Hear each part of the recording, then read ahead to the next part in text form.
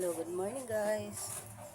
Dahil maaga tayong maglalaba, magluto muna tayo para hindi tayo magutom pagkatapos ng paglalaba.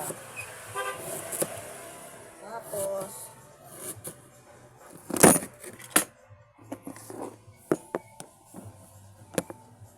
ayan, naglolo ko pa tong iwa tayo ng luya para hindi malansa yung isda. Tapos magprito at magsaing para handa ng maglaba.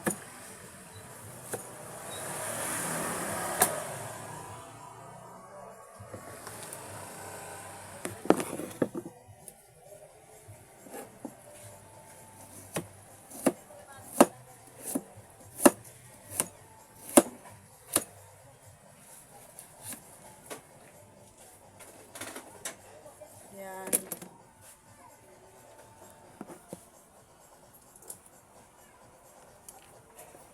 Magluto na tayo.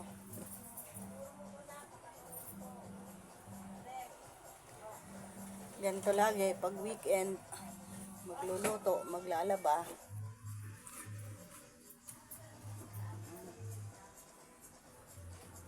Medyo madilim dito sa loob ng bahay. Ayan ang hiniwa ko. Sige, mamaya uli. Bye-bye.